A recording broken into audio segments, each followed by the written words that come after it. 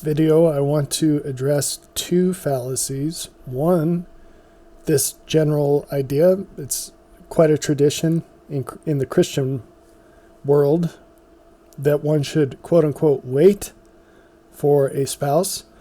And the other tradition is the idea that this is the same for men and women. So this ought to be fun and exciting. Let's get into it. Here's the bottom line up front, and if you're thoroughly offended by this, you can go away and not waste the rest of the video, your time on the rest of the video. There is an age at which men and women have to say, is what is left good enough? In other words, do I want to be worse off than I would have if I accepted what I could have had before? Or do I want to be alone? I'd say principally the biggest problem with this false tradition of waiting for a spouse is the idea that the options in the future will be any better than the options right now. There really isn't a reason to believe that they're going to be, unless there is. But for the most part, there isn't. The other bottom line is that most single people today are already beyond that age. And they should reorient to other things. Meaning, the people who you can qualify for from this point on in your life are below your own threshold for people who would be worth marrying. This is an extremely unwanted truth, but it is nevertheless true. You go to any of these videos these questionable pastors are putting out on waiting for the right spouse, you're going to see comment after comment after comment of people who are in a situation in life where they absolutely would not be desirable for the kinds of people that they would require in order to marry. The other bottom line up front is this happens very soon for women after they become women. And it happens around 38 for men. This isn't hard and fast. There are exceptions to every rule. But if you're going to bank on an exception, you need to act like it. You know, you don't go digging for gold in a dumpster. If you think you're going to find gold, you better look in a place where there are rock formations or something to suggest gold is there, because gold is not in most places. So if you think you're the exception, you better have reasons to believe that, and not just because I wish really hard. All right, let's get into the details. I'm going to start off with two stories. Both of these people are real women. I don't mean they're not transvestites. I mean that these are actual literal people. One of them is an example of what all ladies are hoping is going to happen, even though she was younger when it happened to her than most modern women are when they need it to happen. But the other story is what actually happens, okay? So this lady, she married a good, attractive, successful man, okay, at 28. But she was a virgin. And she hadn't had any serious boyfriends before that. That is essentially unheard of. But if that is not shocking enough, she was also exceptionally beautiful. And she was 28. She didn't look 28. And she aged very well after that, although that's irrelevant to the story. She was very sweet and devoted. And being devoted tends to be highly coupled to not having serious boyfriends. But that's a story for another day. This is what ladies hope is going to happen. You know, they're 18. Hey, I'm not in any hurry. 19, I got plenty of time. 20, 21, 22. Then around 22, they stop turning as many heads. They're still turning a lot of heads, though. And so they're like, yeah, I still got time.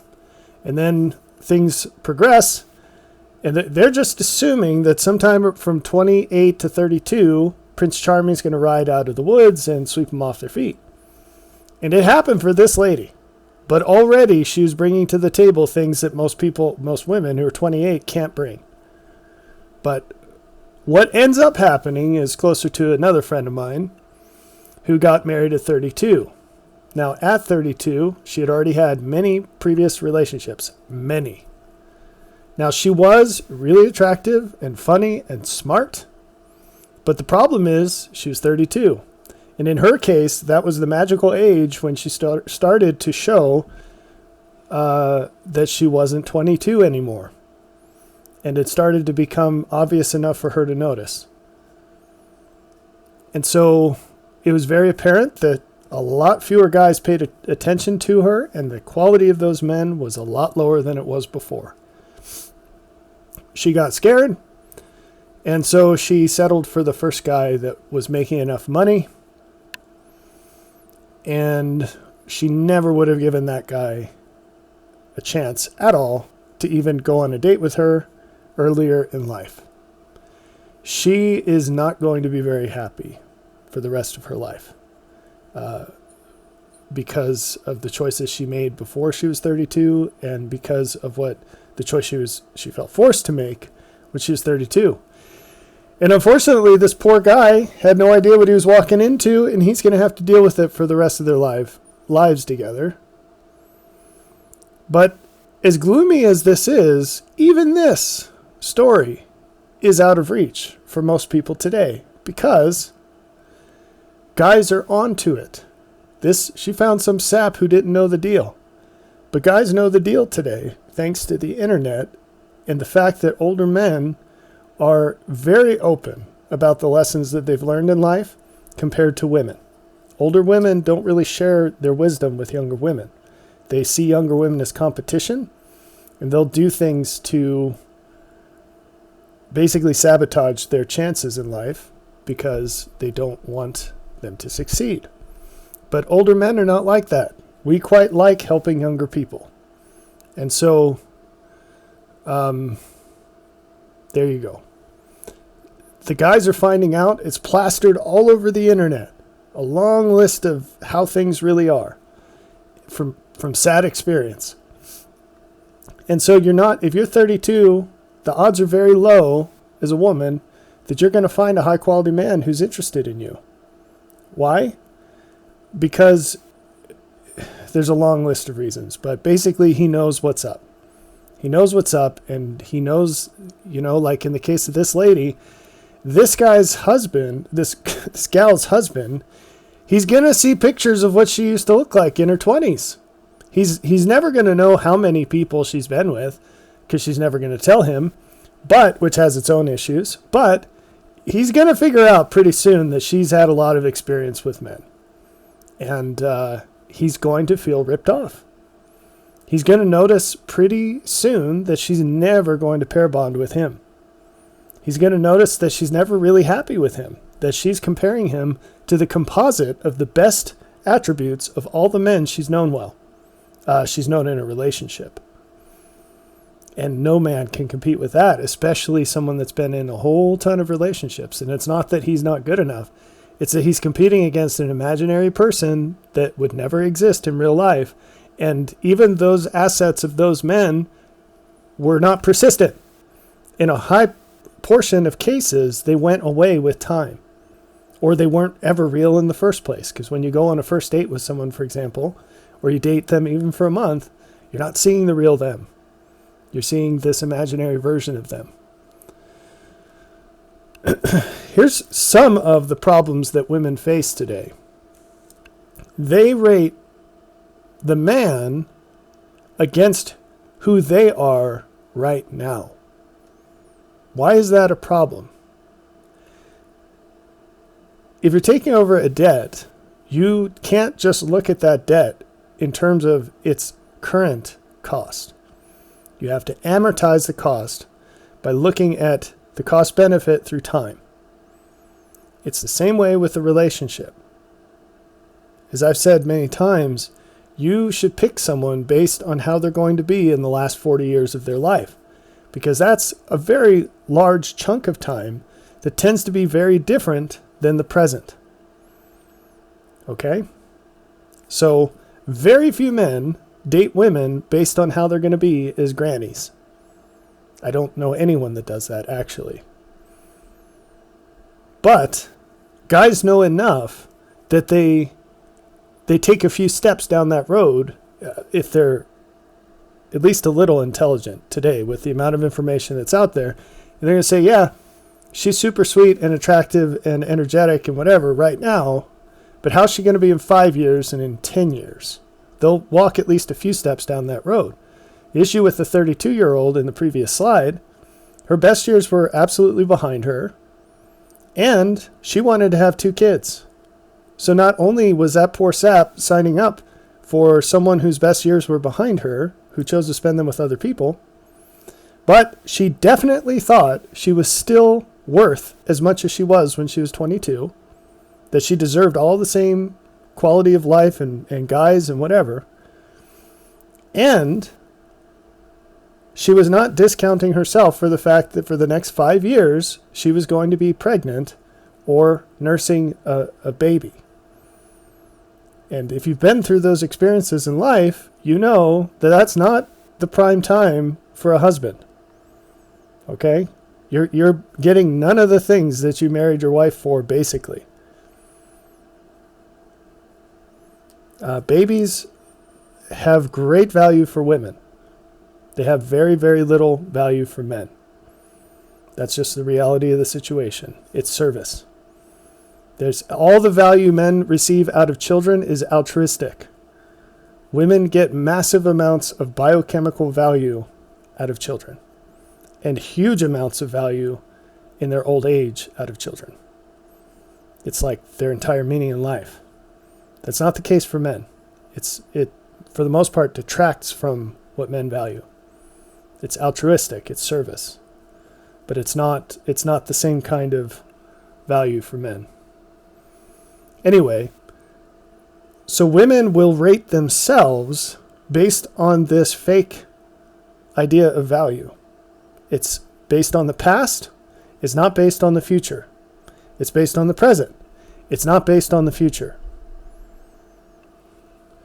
This is a huge problem because the guys that they're interested in, should be interested in, the wise men, quality men, are not that stupid.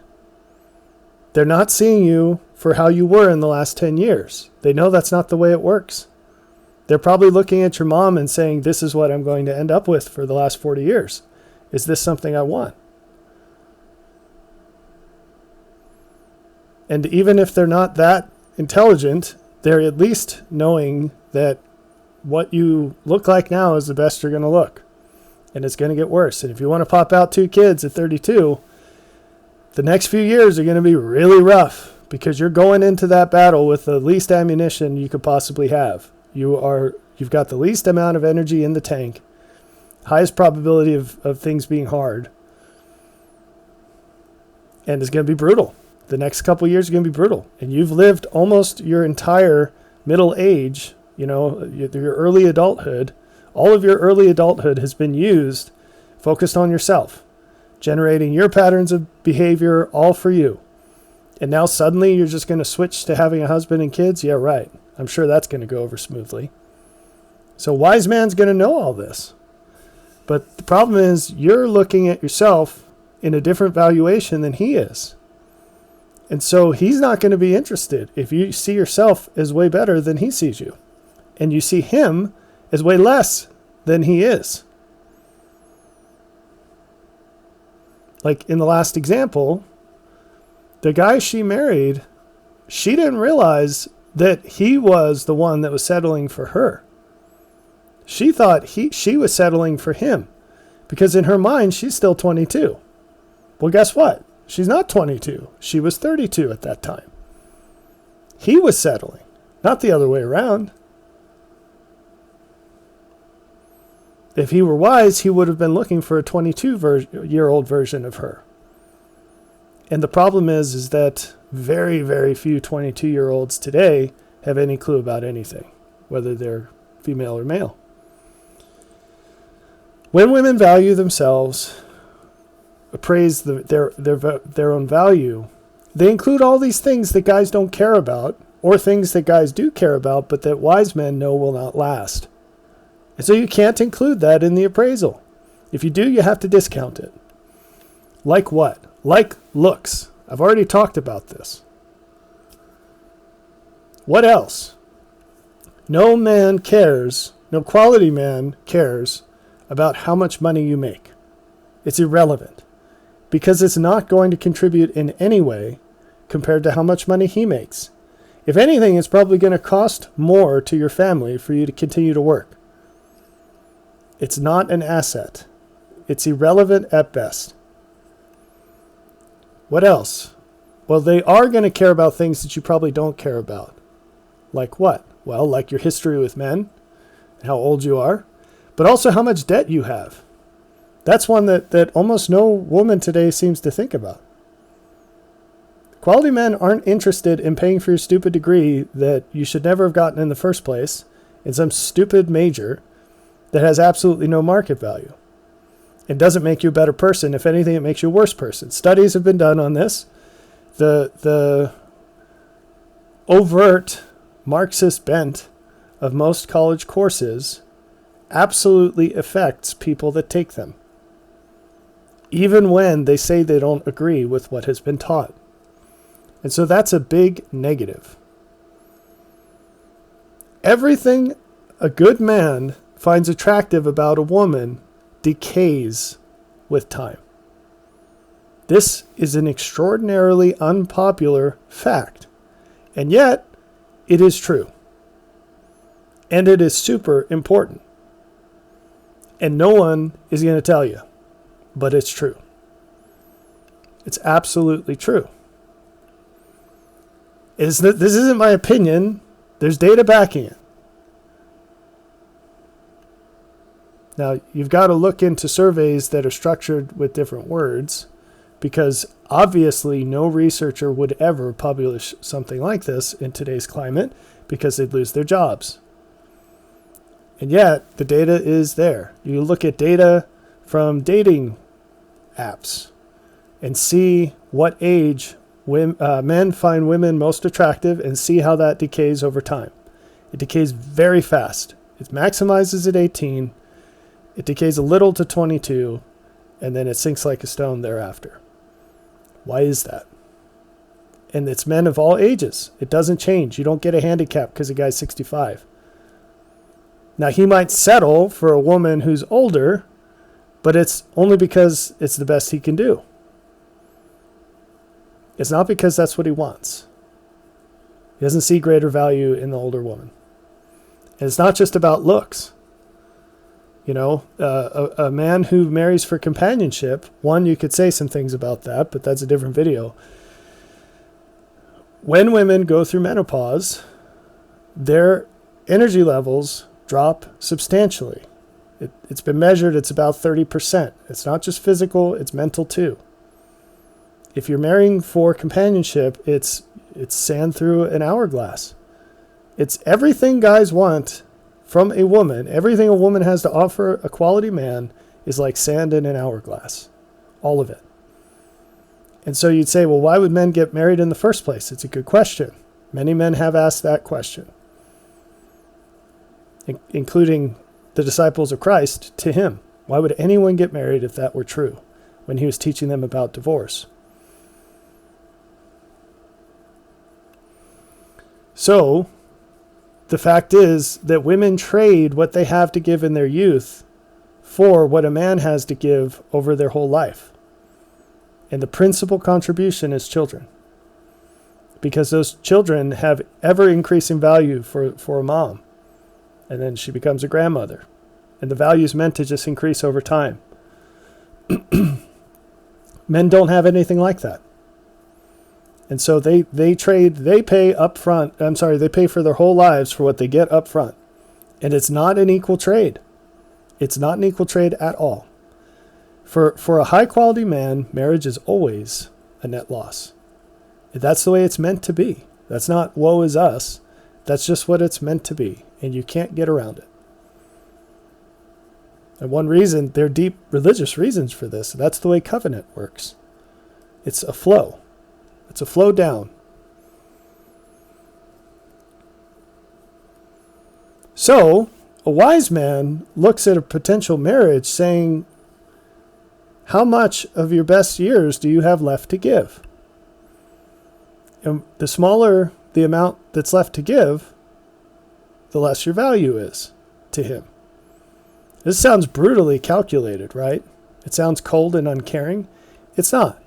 A man does not have an infinite number of women he can marry.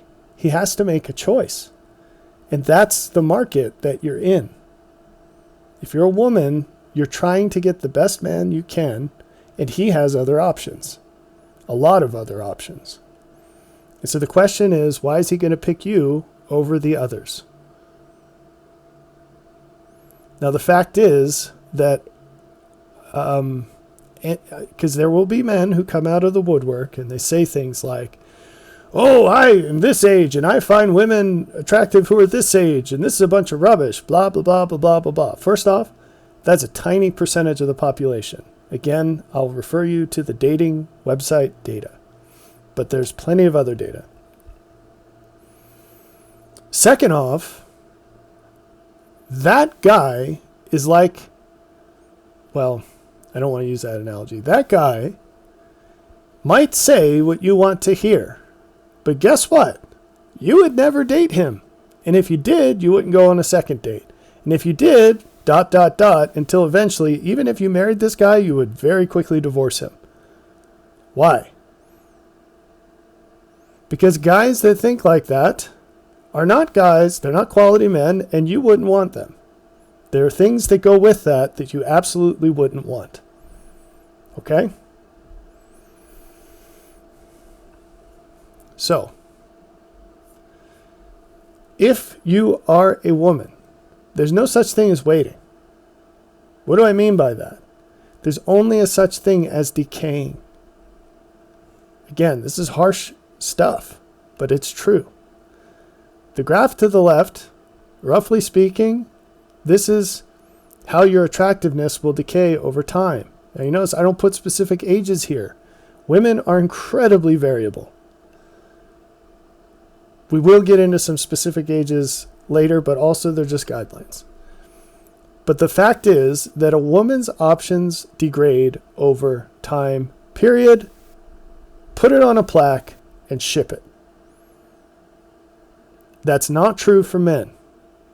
Why? Because what women want from men is different than what men want from women. The primary thing, see, looks are actually quite important to women, contrary to what they say. Again, the research shows that they're just as important to women. But there's something even more important than that in their hierarchy, which is success and status and strength. That's the prime for women. And men increase in this until 38 on average.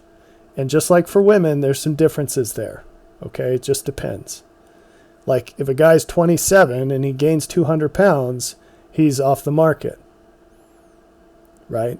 If he's 42 and he looks like Brad Pitt in Brad Pitt's prime, obviously he's at a different place than most 42-year-old men.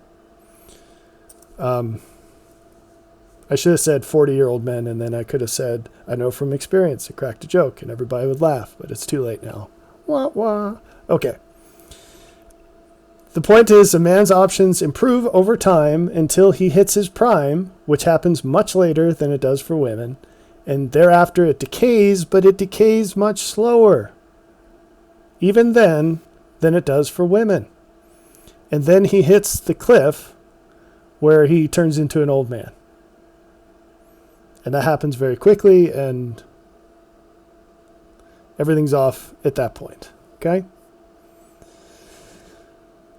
So, let's go over an accurate description of how things are and how to deal with it principally for women. You start off with your highest attractive power. In general, that's the case.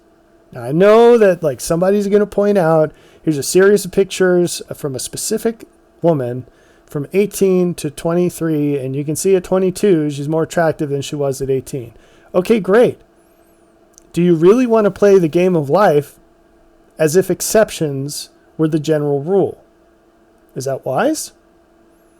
Plus, if you're 18 or 23, if you're 23, you can look in the mirror and look at your pictures and see if that was the case or not. Okay? Like, if you want to live your life as if every woman is Jennifer Aniston, you can, but I don't think that's going to go very well for you. Or pick whatever exception you'd like to this rule. Okay? Which means that as soon as a woman turns 18, she's going to have a set of guys that she has access to. What that set is depends on the details of her life and also her willingness to find larger pools of men. For most women, it's going to be who's at my church or who's in my college class or whatever. Very small group of men who aren't very desirable. For most women, your choice is, of these guys, what set would say yes to marrying me? And of that set, which is the best one in my eyes? Those are your options. Go down the list. For most women, there's no one in that set. Meaning, of the people she already has access to, there are probably 0 people that she thinks are good enough to marry. So guess what? Right out of the gate, for most women, your choice is, do you want to accept someone who's already in your group? Do you want to be single forever? Or do you want to do more than you were willing to do until now to find a man? Those are your only 3 options, basically. This is radically different from what you've been taught. But if you go with what you're taught, you're either going to be very unhappy in life as a married person, married to someone you never would have married if you got better advice from the beginning, or divorced and alone, or single forever.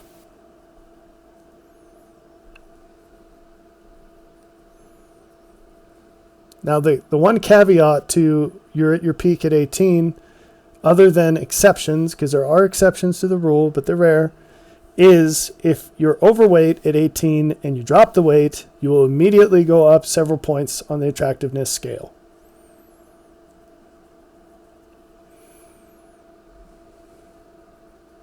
So you take things off the weight scale, you add them to the attractiveness scale.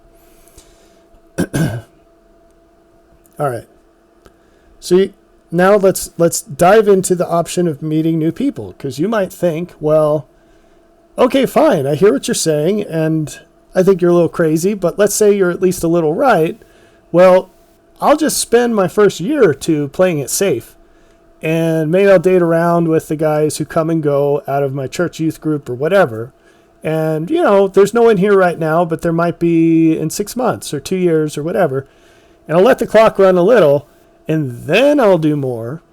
Then I'll travel or date someone who's not exactly aligned with my parents' religious views, or, expand the age range because I'm only willing to date someone exactly my age, or whatever. Meet people online, whatever. Go hunting instead of waiting for guys to ask me out, whatever the case may be. Well, guess what? It doesn't work. Because as you wait, the effect of the extra effort will decline. Everything about a woman is designed to make marriage and children happen early. Everything. This is no exception. What I mean by this, let's say you wait until you're 32.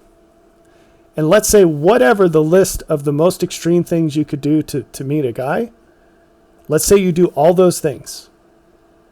It's going to be far, far less successful than it would have been at, say, 20.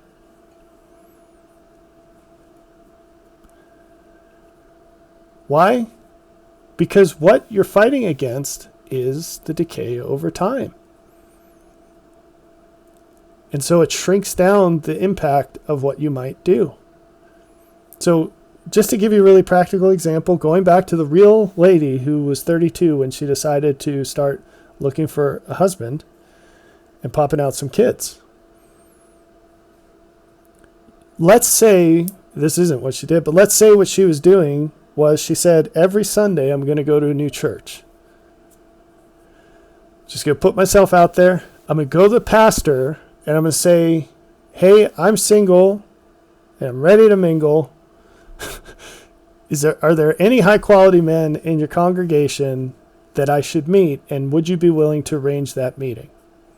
Now, this is different than my advice to men who are hardcore locked into finding churchy girls. I'd say go to the pastor and just ask for the people. If he's awesome, he'll say, hey, come over to my house for dinner tonight. I'll make sure they're there. Okay? And he'd arrange that if he's a bro. But most pastors are not bros. So bros are off doing other things. But for the ladies, you just say, can you introduce me? And a pastor, if he's not a punk, will oblige. And he'll be very happy because, it's like pastors are born to be matchmakers or whatever. They think that's part of their mission. And that's not a bad thing. I don't disagree, right? So let's say that that's what you're willing to do once you hit 32. The list of men he's going to take you to is way shorter. Why? He's not going to take you to some 24-year-old guy or 26-year-old guy or 28-year-old guy. He wants those guys to find women who are earlier in life because what they can receive from him is greater. He's going to take you to the 35-year-old guy who's been divorced, who's like a double amputee or something. And no offense to people who are physically handicapped. I'm not trying to make you feel bad. I'm just saying what women would tend to see as negatives, like he's going to have them. Why? This is terrible because he's going to recognize you as having missed the boat. Now take the pastor out of the equation and do whatever other thing you could do to do more, quote unquote, to meet men. Same exact result. The set of guys you're going to meet will be smaller, who see you as a viable option. I knew a guy very well who was 40 and he was single. He had never been married. This guy was squeaky clean. There was nothing wrong with this man. As we'll see in a minute, when a man gets older, he starts to get questions from ladies, hey, why are you still single? When he's going on dates, why are you still single? Even if they don't ask, they'll be wondering. Well, this guy had one of the best answers, which is he had been in different medical schools back to back until he hit 40, because his profession was so specialized that that's what it took. He was an ophthalmological surgeon, which is way harder to become than say, and it's really hard to say. So that just shows you how hard it is. And so he had been in residencies where he wasn't even sleeping, let alone having time to date, for a very, very long time, because it was general practice, then surgeon, then specific surgeon. It's a long haul, okay? But he's making oodles of money the second he was done, right? And he was very spiritual, very family-oriented the whole time. He wanted to have a big family. He was dating the whole time. Somehow he made time for it. But he didn't have a whole ton of time, and he wasn't finding the right ladies that met his standard, because he knew he was going to be freaking rich, right? And once he hit finish line, his life was just going to be cush. And he knew he had done everything right in life spiritually. I mean, he had a right to have the highest standards that exist. He wasn't ugly either. There's nothing about him that was negative. So, it was the saddest thing, but I watched him at 40 realize that the taboos of the world today meant that he just could not expect to meet a lady that had enough years left that she could have more than just a trophy kid. And it broke his heart because he wanted kids so badly. And he ended up marrying a lady that was like a light year below his standards. And I'm sure she has no idea how lucky she is, nor would he ever, he's a nice guy. He wouldn't rub that in her face at all. But it was heartbreaking to watch because people are so stupid today. This is the golden catch, that kind of guy. And yet, he had to scrape the bottom of the barrel of what was left. And that's really sad. Anyway, if you're going to be willing to do more later, just do yourself a favor and do more now. Imagine yourself at an older age and just keep cranking up that dial and ask yourself, what would I do if I were this age and still single? Now bring it down to right now and just do it right now. And you'll be way happier because the people you have access to now will always be better than those you have access to later if you're a woman. Now, how does that advice change if you're a man? Well, remember from the graph, let's see, I have to go back. You can improve yourself as a man over time. If you don't like what you've got access to, you can become better. All right? Does that here? No. So, if you don't like the ladies you have access to, not only can you do more to meet more women, you can also do more to become more attractive to the ones you have access to. Not that you're going to fish in the same water twice, but you might. But the point is, if you're working at Costco and you don't like the access to the ladies that you have in your life, well, maybe you should level up. If you're overweight, maybe you should lose some weight. That one's the same for men and women, but the point is men have a lot more of these things. If you're not well-read, you can be well-read. If you don't dress decently, you can start dressing decently. If you stink, you can take a shower. Like, there are things that men can do to become more impressive to women. And they care a lot, right? So that's the good news for men. There isn't much good news for men. Hate to tell you. So one of the challenges that you work against as a guy is that once you hit somewhere around 28, that's not hard and fast, it's somewhere around there, 28, 30, women are going to start asking why you're not married yet. And at that same age, it becomes more and more difficult to have a good answer. Now, I already talked to you about my friend who had a really good answer. I got divorced. Most women aren't going to see that as a good answer. I've been living in my mom's basement and I'm changing my life and becoming better now. Most women are really not going to see that one as good. So, it's just something you're working against. We'll get back to that in a second. That probably should have been pushed at the next slide. So, another problem is that there is very little that you can actually do to filter out women who will become bad wives. Now, I say that exactly as I did for a reason. There are red flags, and there are a lot of them, that are basically, they clearly demarcate no-go zones. But the thing about women, the fundamental thing about women is they change. They are variable creatures, okay? They're known for their variableness, as men are known for their constancy. So is it a uniform 100% rule? Of course not. But it's pretty dang general. All right? How much they change and in what direction, that's all variable as well. But she's going to change. It is baked into the pie. All right? So she could be the perfect candidate today, but you can't give her credit for that because tomorrow she might be a completely different person. And that might be the person you end up with for the last 40 years of your life. You have no idea how much hormones dictate the personality of a person. It is, you just can't believe it unless you see it. As you get older, you see it with many people, not just whoever you're with. You see it with many people. But my goodness, and there's nothing you can do to predict that. Nothing. So, once you wrap your head around that, you might think, and you wouldn't be necessarily wrong in thinking, that there's really no reason to wait until you're 28 or 30 to get married, because most men who do don't wait because they're leveling up in what they have to offer.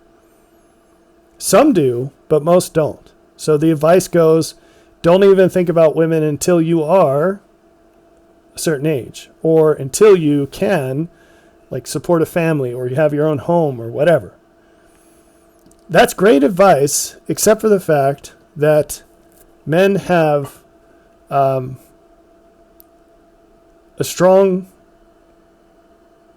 I'm just trying to think of a way to describe this without making it less than what it is.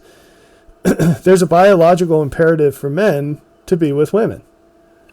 And fighting that is 100% possible, but it takes resources, and it's questionably worth it. That's God made us this way precisely because if he didn't, we would never get married. Because older men would tell you, yeah, you know, you might want to think twice about this. And the younger men would say, oh yeah, okay, I'll wait a minute. And then they'd see enough. The number one attractive power of a woman is allure. And you should think about that. You should look up the word and think deeply about this. The lack of information that a man has about a woman is her greatest power over him. Her greatest attractive power. Because he's filling in all the blanks with the best he can imagine. Of course, that won't be true. In the long run, even the things he can see, those observations, they're not going to fit the future. And there's nothing you can do as a man to fix that, to mitigate that. You cannot take out the element of surprise as a man in a relationship with a woman. There's nothing you can do. And so most men, if they knew what they were getting into, hardly any men would get married. Hardly any. And so God blesses men with testosterone so that they don't think so clearly about it. And they go into it thinking it's going to be much better than it is. That's the reality of the situation. And it's not one-sided. There's a female component of this, which is why do women age so much faster than men? And why does it matter much more to men than it does to women, than male aging to women does? The reason is, if God made you to stay younger longer, you would never have kids. In general, the human race would be over in 2 generations if men weren't like men in this way and women weren't like women in this way. It's as simple as that. It's a huge mercy so that the human race can persist in spite of what would obviously happen otherwise. Because we have such low character quality. See, a high quality man is not getting married for what he gets. He's getting married for what he will give.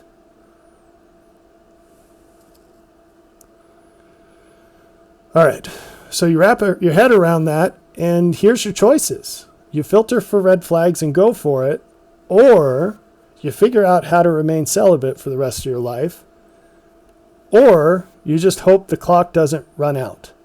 You wait for your unicorn, and you hope the clock doesn't run out. But you actually, in that case, you're looking for a unicorn on at least 2 different counts, which makes it more than twice as rare.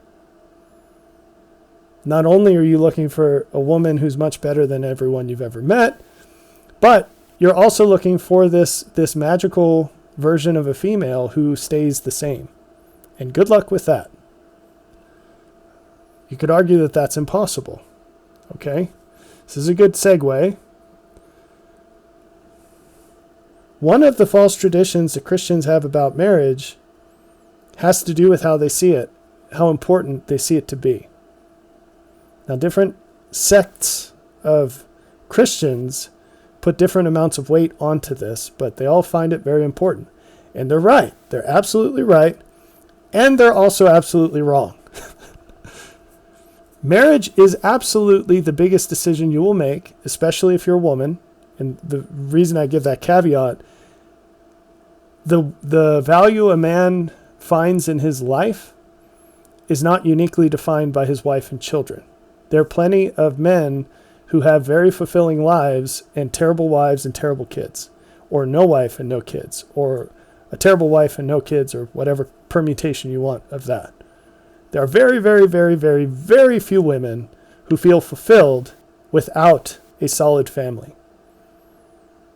So the rough statistic is something like half of women who are 30 today will never marry, and 90% of them will come to strongly regret that. I'm sorry, that's incomplete. Half of women who are 30 today will never marry. Half of them will never have kids. Half of them that get married. And then 90% of the ones that don't have kids will come to strongly regret it. And so this is one of those, are there exceptions to the rule? Yeah, sure. If you happen to be in the tiny slice of women who never find a man and never have kids, you might still end up happy. And you might win the lottery if you go buy a ticket. So if you're the kind of person that's banking on that, I hope you're also buying lottery tickets every week, because it would be inconsistent otherwise. That's about your odds. I mean, they're a little better, right? A little better. And the problem is, how you feel today about it is absolutely not going to predict how you feel about it tomorrow. That's another one that people say, well, I might have kids someday, but I really don't want to now.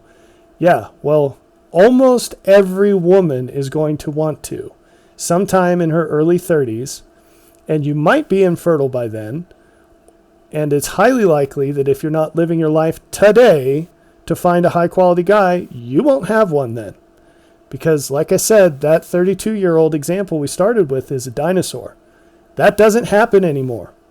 Guys are not as stupid as they used to be. Your main power as a woman is allure, and you have less of it today than you've ever had, thanks to the internet. So, good luck with that. All right, but how is marriage also less important than you think? Well, look, here's the deal, and it's different for men and women. The point is that for both, almost no one that you end up marrying is going to be anywhere near ideal. Like, not even close. And it doesn't matter how exceptional they look in the moment. You got to do some really crazy things to end up with a man who's going to be from 40 to 80 how he is right now. And you know what the number one way of doing that is? The only surefire way? Find someone who's 40 to 80 right now. And I laugh because I know this is so far outside of what you're willing to wrap your head around and give a chance to. Nor am I saying it's a good idea. Okay? Because you run into all those issues of, why is this guy single? Or if he's not, boy, that's a whole bucket of fun stuff to talk about. If you're dating a guy who's less than 40, there is a likelihood he will be a different person at 40 and beyond. He's probably going to be fatter. He's definitely going to be more wrinkly.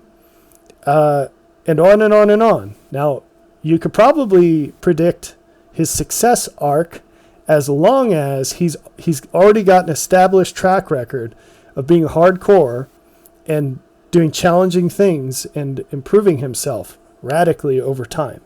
You can plot out that graph based on elapsed time and project it out into the future. But all the others, like, you can't predict what he's going to look like in 20 years. And most guys don't look good over time. That's guys and girls age. Men do it slower than women, but in today's society, almost everyone is overweight. So you see a guy and you're like, wow, he's got a six-pack. Yeah, probably not in a couple years he's not going to. Oh, I love his lush hair. Well, men go bald. Not all of them, but a lot of us do, right? So if you want to know what he's going to be like, the only surefire way to know that is to find him when he's already that way. Okay? And you're probably not willing to do that. So we've probably already talked about it more than we should. But here's the good news about not finding the ideal man. Oh, I didn't talk about the ideal woman. Well, we already talked through why that's difficult. Even if you found a perfect woman today, whatever that is, you have no guarantee she's going to be like that tomorrow. And in fact, if she's already that way, the likelihood points to the fact that she will be something less, because all women change. And if she's already perfect, she can't change to be better. And so, The good news is, oh, by the way, but that lady is going to have such sky-high self-worth that no man on earth could qualify for her. She's going to hold out for years and years until her quality drops enough that she doesn't have a choice. And some poor chump is going to marry her, not realizing that, one, her best years are behind her, but more importantly, two, that she still thinks that she's 20. And she expects to be treated that way. And so good luck with that. Anyway, the good news about not finding the ideal is that you don't qualify for the ideal. So why would you search for a person that's not going to want you? Now, there might be exceptions, but again, few and far between. And the truth is, you're probably not even close to the ideal. You know, again, you go on the internet, you look at the comments on these videos, and it's like, you know, a pretty old lady with a bunch of kids, single mom, who thinks that Prince Charming, perfect life, never made any bad choices, is going to stroll into her life. And she's not pretty at all either. And it's like, what exactly are you bringing to the table here? Why would this guy want you at all? The other direction is harder to find, but it exists. About 25% of men have absolutely no chance of getting married, nor should they.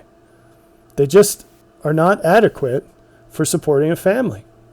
And no woman should choose them. Now that creates a numbers problem, of course. But the bigger problem today is that another 50%, 55% of men who are worth marrying have no chance with women because the women's self-value is sky high. Everybody's an 8 to 10 today for some reason. That's what people think. And it's just not true. It's a bell curve. Most people are 5s. Most men and most women. Although today, if you're a woman and you're not overweight, you get a magical boost to at least 6 because there are so many fat people. So, anyway, it's important to face the facts about what we can control and what we can't control. And someone who can't control what they're putting into their mouth is not going to be able to control what comes out of their mouth. These things go hand in hand. It's the same internal problem. You know? So it's a big deal. Pun intended. This is especially funny given the next point on the slide, which is, for most, marriage is just another growth opportunity. Not another girth opportunity, but another growth opportunity. This is the reason that marriage is baked into the pie for humans. It's not to, we're not on this earth to get our eternal reward here. Heaven is not the same as earth. We're supposed to make earth into heaven. But that's, across the course of all of creation. Your marriage is probably not going to be heavenly. And it's a good thing because you're probably not ready for that, nor is your spouse. And you look at that and you say, well, it's because I can't find a heavenly spouse. Are you heavenly? And if not, you don't deserve a heavenly spouse. So why would you want to put that on somebody? For most, marriage is just another growth opportunity. It's hardcore. It's like basic training times 1,000,000, but it's not, the purpose is not to give you the ideal spouse. The purpose is for you to become more of an ideal spouse. Do you get that? They're the sandpaper, you're the wood. There's also an argument to be made about you being their sandpaper. It's not about, I've made it to heaven and now we're just going to sit around and eat grapes and someone's going to fan us all day. So we do much better to move the needle more toward a rational approach to marriage than where it is now. It's completely on the side of romanticism. I'm not saying that you shouldn't adore your spouse. Actually, I'm saying you should, right? I'm saying you're not going to if you don't really see things how they are. Yeah, the truth is a man is unlikely to ever be able to pre-screen as much as he needs to in order to justify marrying. And a woman's unlikely to ever find anyone that meets her overinflated standards who wants her. It's just not going to happen for the most part. And so we need to get real. Because if you think you're settling as a woman, no quality man is going to touch you with a 10-foot pole. No quality man wants to sacrifice his life, and that's what a quality man does when he gets married, to a woman who doesn't think that he's the best thing in the world that could ever happen to her. You really have to believe that to have a chance with that guy. If you treat him like most women treat most men, you're done. He will not give you a second chance. Okay? Because for the most part, he's got one shot to take. He's not going to waste it on you. So what's the process for men? Here's my advice to you. If you can't find a woman who you want, who also wants you, get better. Level up. At some point, you're going to reach a point where there's diminishing returns, where you look at what it would cost you to level up. And you're like, it's just not worth it. Like, for instance, I'm 40 and I'm fit. I'm also very busy. I have a family. I have a lot of stuff going in my life. I'm probably as physically fit as I'm ever going to get, because the cost to benefit is changing as I get older, and the cost would require me to displace things that are much more valuable. Now, I'm not overweight, but I don't have a six-pack, right? So that's an example of diminishing returns, where the inputs are no longer worth the outputs. You could apply this to all facets of life, from, getting degrees, if you care about that, to getting promotions at work, to getting into better paying fields, to learning more about the world and philosophy or whatever, picking up hobbies, whatever it is that you're doing that fulfills your definition of better. Hopefully fulfills her definition of better. At some point, you're going to say, well, I'm good. The costs exceed the benefits. And at that point, that's when you hit the point that a woman hits at 18, right out of the gate, which is the women I have access to that are interested in me, are they good enough for me? If they're not, then what you're choosing is to remain alone, unless you want to expand your network. But if you're already at the point of diminishing returns, odds are it's about as wide as it's going to get. That's part of what you're not going to be unwilling to do to increase your chances. So with all that being said, my general advice for a man is it's probably better to just get married before you're 30. And it might be better to get married a lot younger than that. Because if you're doing the right things in your life, the odds that anything significantly better is going to materialize are extremely low. They're extremely low. You're working against so many headwinds, it's not even funny. It's common knowledge in Christian circles today that the good ones are gone quite early. And so the older you get, you're fighting against one of the headwinds you're fighting against is this bias towards people that are basically the same age. And it doesn't matter if rationally you could blow a 22-year-old competitor out of the water. If a lady's not willing to consider a guy that's 28, you don't have a chance with her, right? You could argue that you're not interested in someone that's so silly, but whatever. You just get to decide from what's there. Now I put a star next to it's better to marry before you turn 30 and potentially much younger, because for the sake of completion, I have to say that given the overt bias against men in the law and in the courts, given marriage and the propensity of women today to divorce for unjustified reasons, the argument could be made, even for religious people, that they should never legally get married. And that what I'm talking about when I say marry is an unofficial agreement with God, and before God, where legally you remain boyfriend and girlfriend. This is a huge topic, and I apologize for just putting it up here as a footnote, but I don't want someone to rush off and sign a contract where if the other party breaks it, they get rewarded, and then the obvious happens, and then for you to come back to me and say it was my fault. If you want to talk more about this, I'm happy to, but there's that. Don't think that God requires some legal recognition for who he is putting together.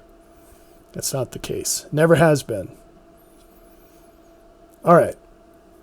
Now I want to point some fingers at the lying pastors out there who are filling people's heads with all sorts of nonsense, mostly female heads, and this is probably the number one reason this continues to be a problem.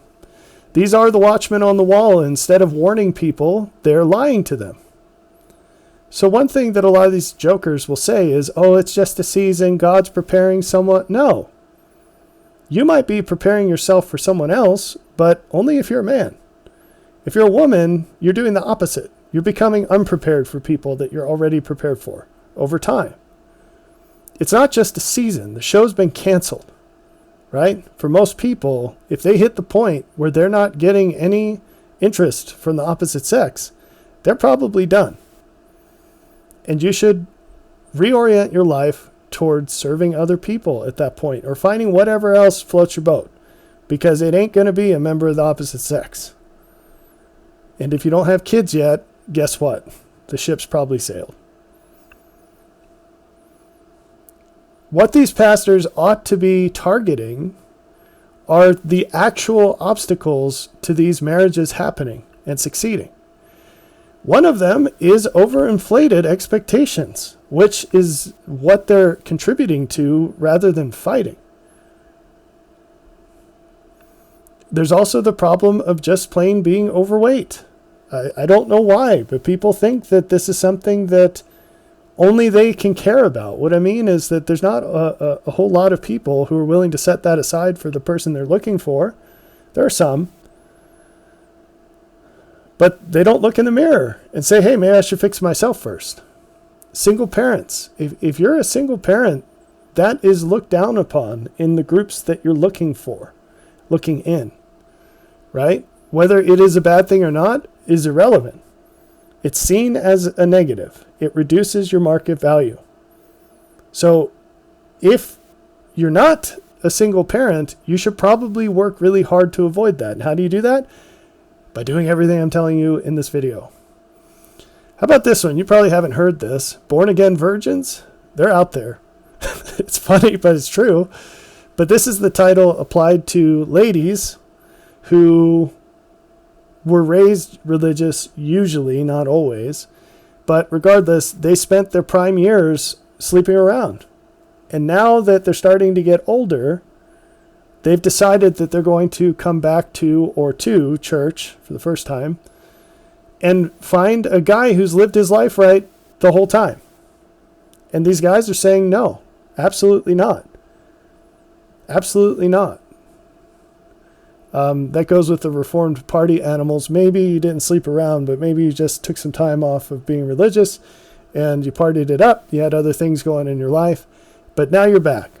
That's good. And you're doing the best thing that you can in life. There's no question about that. The issue is you can't expect the same thing as a person who didn't do that. You're not equal to them anymore. You made different choices in life. And so now you have to add value in some other way, or you need to have lower expectations because you're bringing less to the table. That's just the way it is. If you're single and you're in that boat, that's probably why. Lower your standards, which is not settling. It's becoming honest about you. You have less to offer, therefore you deserve less. And maybe that pushes you over the threshold of where you see it worthwhile to marry. Great. Then wrap your head around being single. And if Prince Charming magically appears, great. But you're not really on the market. You're out to pasture. Okay? Find other things to fill your life with instead of just being sad about being single. Then you've got the past their primes, right? Now I've got ages here. These aren't hard and fast, of course, but there are bands of phases in life. And I had a humorous friend, an older lady. She's passed away since then, but she used to call female aging, she called it the 10-year sag or something like that, the 10-year drop. And anyway, you could imagine where that conversation went. It cracked me up. She really had a good sense of humor. But, she was someone that was very image conscious her whole life. And as she got older, she just had to wrap her head around the fact that things aren't the same, But so for her, it was every 10 years this happens. I don't know if that's true or not, but from my own experience, I would put the band somewhere around here, somewhere around 26. Again, there's some big plus or minus on this. That's the first hormonal shift. Statistically, if you measure it in the blood, it's 24 on average, but I put 26 here. And then typically somewhere around 30, something shifts again, and so at 24, there's a big shift down in estrogen. Happens again somewhere around 30. Around 35, there's a big shift because that's when loss of fertility becomes general. Plus or minus, you're going to have issues with kids. It's happening earlier now. The onset of menstruation actually happens earlier now. And so that's very interesting. Researchers have looked at that, but that's a different topic. So you start early, you end early, right? Only so many eggs. So if you're popping them out, you only have so many to pop. So then there's the over 40, and that's another bracket, and I don't even bother to go into it after that. So for men, there are also phases. And I'd say the first, like I said, is somewhere around 28 to 30. That's mostly just because of female perception, not necessarily anything overtly obvious about the man. So it's just a societal norm that once you're around 28, women are going to start asking why you're still single. Around 40, 38 to 40, that is a man's physical peak. And so he's going to start looking older after that. If he hasn't already, he's going to start struggling to get stronger, although he can hold his present strength for a long time if he chooses to sustain that. At 50, there's, again, huge plus or minus on this. There's usually a measurable drop in testosterone around 50. And then sometime over 60, it's the old man cliff, right? Huge variations across people, but this is the issue. I put a note on here to remind myself to talk about a special problem of older single men, which is the reduction of testosterone. And here's the way it works. You can look up graphs if you're interested in digging deeper into this. Female hormones, they start declining around 24, and then they drop off a cliff. So the decrease increases in slope around 30. But then they drop off a cliff at menopause. And then they stay basically even for the rest of their lives. So men do get consistency in the woman they're with after menopause. But it's not the consistency of what they would want. Okay? With men, it's different because testosterone will start declining usually around 30 to 38, but closer to 38. But it's gradual. It's really subtle. So that's good news as far as aging, and that's why, so testosterone makes you look young. And women don't have a lot of it, and so they start looking older a lot sooner, and men start looking older a lot slower. Later and slower than women, okay? But the issue is that the threshold where a guy's interest in women is worth the cost, that is the big change that happens with age. It's not their physical capability, we'll leave this rated G. It's not their, muscularity, or you don't start looking like a hunched over old man when you're 38, right? But you've seen enough of the world and of women that the growing evidence that this just isn't worth it crosses a threshold. And that's why you see a massive number of men opting out of the game as single people around 40. And they're like, I'd rather just keep my money and my toys and I'm happy. I got a dog. We're good. It's because that threshold is a lot lower than people think. And so I bring this up because a man who's 40 is not out to pasture. He's in his prime. He's getting out of his prime, but it's going to fade away real slow. He's probably going to keep making more money till he's 65, statistically speaking. Women peak out at around 34, and it's a way lower ceiling.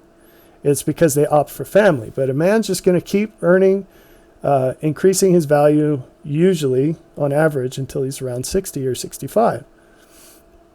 So the big change is that it's not that men aren't attractive. They won't be attracted to you. That's the big change.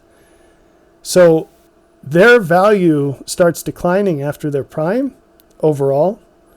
Their value overall, even though they'll make more money. And that's why you see, more wealthier people manage to attract younger, attractive females. But they're going to be increasingly single. And the reason is, or they just will go on a couple dates, nothing committed ever. And the reason is they look at that and they're like, yeah, not interested, not worth it to me. So I hope that makes sense. Anyway, the best life possible, the best life remaining for you, no matter your circumstances, if you're 18, if you're 14 and you're still, this is future stuff for you, or if you're 65, it doesn't matter. It requires you to get really real about your situation right now. So you either have to come to grips with how little you have to offer someone, because if you're single, the number one root cause of that is you have an overinflated self-worth. Doesn't matter if you're a man or woman. Those single men out there who are moaning and groaning, look, you can't control the standards of women. You can only choose to meet them or not. If you can't meet them and you're not willing to, just be single and be happy about that. I mean, you could still complain about female nature, the modern woman, whatever, but look, it is what it is. Level up or get out of the game, right? And we've already beaten down the whole female self-worth thing, so that's probably either realize how little you have to offer and adjust, or move on to other things. Now, let's talk about this moving on to other things. There are many good things remaining in life. If you're still kicking, there are valuable things left to do. I know a lady, I've talked about this before, who's disabled to the point where she can't work and she can't really get out because she's homebound. That's the easiest way to say it. And I said, man, you can read any book in the world that you want to. You can learn about anything, right? You can write things. There's so many things. You have nothing but time on your hands. And she doesn't see it that way. If I didn't have people to take care of, I'd trade her in a heartbeat. In a heartbeat.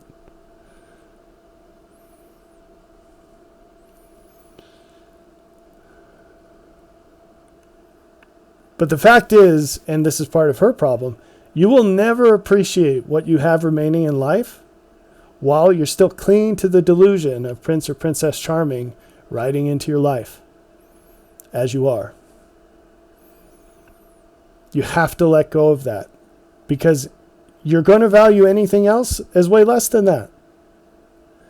And that's not wrong. It's just a lie to think that that's an option for you, because it's not. If it were, you'd have it. It's not a case of waiting. God doesn't embed special things in life and the only condition to get them is time. That's not the way this game works. Good things are out there for those who are willing to pay for them.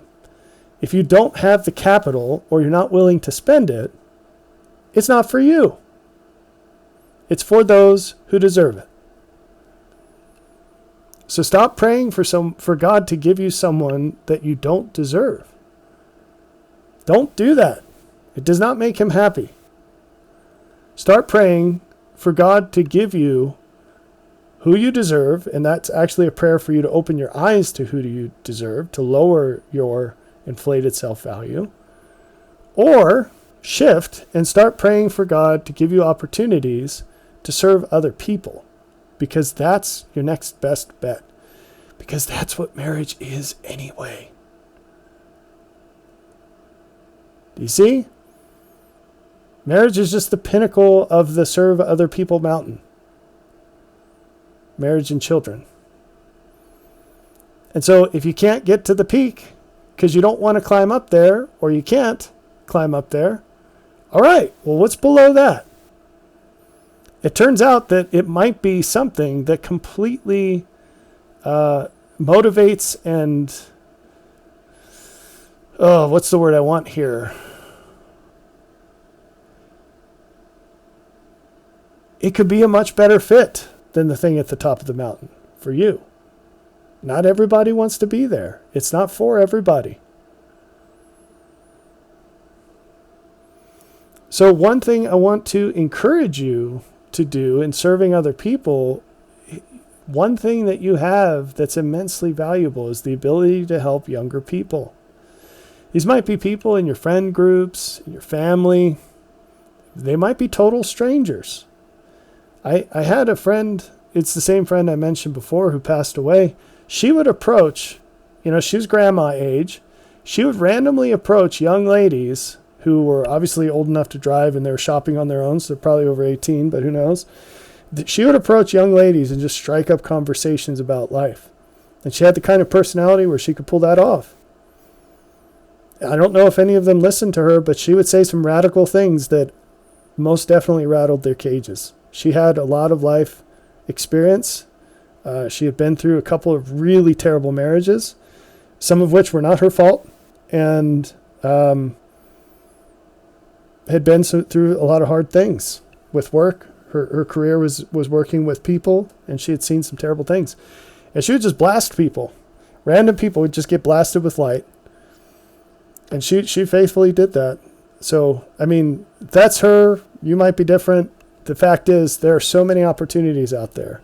And it's not just limited to people who you're related to. So go reread Titus 2. That's for women and men. I hope that was clear. Find men and women, find people your gender who are younger, who haven't made the same mistakes that you have in life, and help prevent them from doing that. It's massively valuable. Go reread Titus 2. There's information in there for men and women. It's a good chapter. Go out and help people who haven't been through life yet, and help them to have a better life than you have had. That's tremendously valuable. All right, so I hope you found value in these things, and I hope you apply them, because you'll receive the blessings for doing so.